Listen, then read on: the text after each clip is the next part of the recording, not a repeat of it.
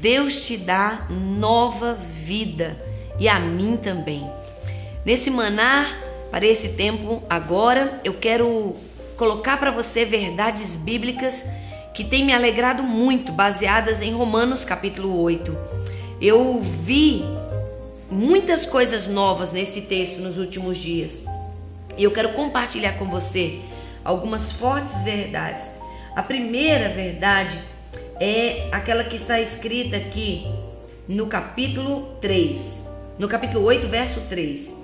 Porquanto que for impossível a lei, no que ela estava enferma pela carne, isso fez Deus, enviando o seu próprio Filho em semelhança de carne pecaminosa, e no tocante ao pecado, e com efeito condenou Deus na carne o pecado, a fim de que o preceito da lei se cumprisse em nós, que não andamos segundo a carne, mas segundo o Espírito. Porque os que se inclinam para a carne cogitam das coisas da carne, mas os que se inclinam para o Espírito, das coisas do Espírito. E ainda continua dizendo, porque o pendor da carne dá para a morte, mas o do Espírito para a vida e paz. Por isso, o pendor da carne é inimizade contra Deus, pois não está sujeito à lei de Deus e nem mesmo pode estar. Portanto, os que estão na carne não podem agradar a Deus.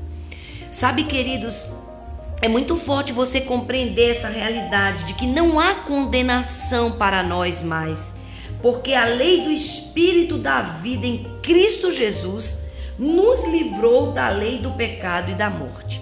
Aí começa o texto que eu li, que aquilo que era impossível, eu não tinha direito a isso. Você também não. Nós não tínhamos direito a viver nova vida. Mas quando Jesus veio, e ele veio e se tornou o meu legítimo representante e o seu, a Bíblia diz que ele foi condenado na carne. Na verdade, Deus não condenou a pessoa de Jesus, Deus condenou o pecado que ele tomou sobre si para me representar e para representar você. E Deus disse para ele, filho, você vai para a cruz, representando os meus filhos a quem eu vou salvar, e eu vou fazer ali a total remissão concernente a pecados. Quando nós falamos sobre o poder da cruz, sobre o poder da redenção de Jesus, nós jamais podemos minimizar o impacto dessa nova vida. Nós não podemos considerar pequeno, jamais, Jesus morreu na cruz, que lindo. Não, não é assim. Jesus tomou o meu castigo, o inferno que era para mim, ele assumiu. A cruz que era minha, ele tomou. Os pecados que me afastariam de Deus para sempre, ele tomou sobre si. E a Bíblia fala que sem remissão de sangue não há perdão de pecados. Aliás, sem derramamento de sangue não há remissão de pecados. E isso foi o que Jesus fez, ele assumiu, e por causa dele hoje eu sou redimida. E eu penso que o que Deus quer de mim, de você, eu tenho certeza disso, é que nós vivamos uma nova vida no poder do Espírito e não mais na realidade da morte carnal, na realidade do peso do pecado e da escravidão que o pecado traz. Veja a partir do verso 8. Portanto, os que estão na carne não podem agradar a Deus. Vós, porém, não estáis na carne. Eu olho para você hoje e digo, irmão, irmã, você não está mais na carne, espiritualmente falando. Você pode até dizer para mim, pastora, mas eu estou na carne fisicamente, eu sinto fome, eu sinto sono, eu sinto dor, eu sinto medo, a minha alma também é uma alma carnal. Concordo com você. Mas você tem que decidir viver a realidade do espírito pronto e não da carne fraca. Senão você vai entrar toda hora em jugo de escravidão e em pecado. E olha o que a Bíblia diz. Não estais na carne, mas no espírito. Se de fato o Espírito de Deus habita em vós. Ele habita em você?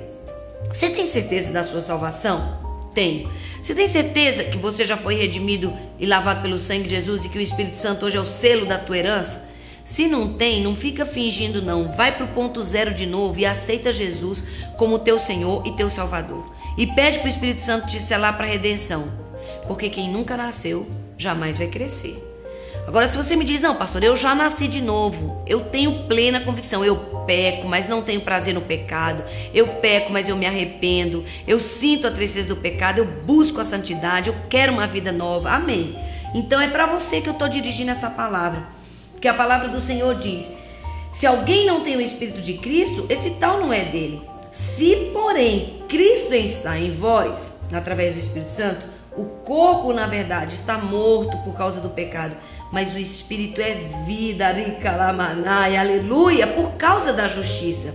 Escuta essa: se habita em você o Espírito daquele que ressuscitou a Jesus dentre os mortos, esse mesmo que ressuscitou a Cristo Jesus dentre os mortos, vivificará também o vosso corpo mortal, ricantará manai, aleluia, por meio do seu Espírito que em vós habita. E o que eu estou esperando? E o que você está esperando? Gente, nós precisamos clamar vida no Espírito até para o nosso corpo. Acredite se quiser, você está perdendo muita bênção, muitas bênçãos que Deus tem para você. Você está deixando de lado muita coisa, você está muito conformado. O Espírito Santo hoje está te sacudindo, dizendo: levanta dessa poltrona aí, levanta dessa cadeira, levanta dessa situação, levanta desse sono espiritual, levanta desse comodismo, levanta dessa aceitação do mal. Ah, é assim mesmo, é luta mesmo, é batalha mesmo, é luta, é batalha, mas é vitória, aleluia, que o Espírito Santo tem para nós.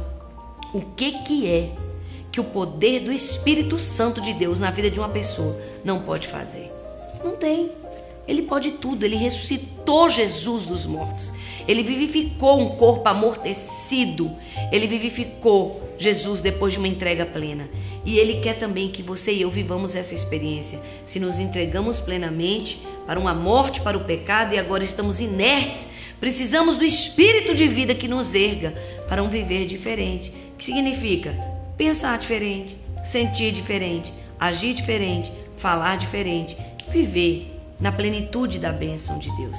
Eu quero te pedir que você tome Romanos 8 e leia pelo menos umas 5 vezes esse texto, porque é o mínimo para você ir comendo e bebendo da palavra, e essa verdade dessa nova lei que rege a tua vida, a lei do Espírito e da vida, possa vir ser impregnada no seu coração. E grandes frutos, essa é a profecia de Deus para você hoje. Grandes frutos você vai ver, porque não tem como a gente entrar em intimidade com Deus e não frutificar. Até um homem, quando ele entra em intimidade física com a mulher, o resultado são frutos, são filhos. Então eu quero te dizer, quando entramos em intimidade com Deus, o resultado são frutos espirituais. Nova vida é o que Deus tem para você. E eu te abençoo com um tempo de profundo e abençoado crescimento espiritual. O Senhor é contigo, não desista. Pelo contrário, se anime e se fortaleça cada vez mais. Ame apaixonadamente o Senhor. Medite na palavra, estabeleça tempos de oração em disciplina, jejue e veja o agir de Deus na sua vida. Que Deus te abençoe, em nome de Jesus. Amém.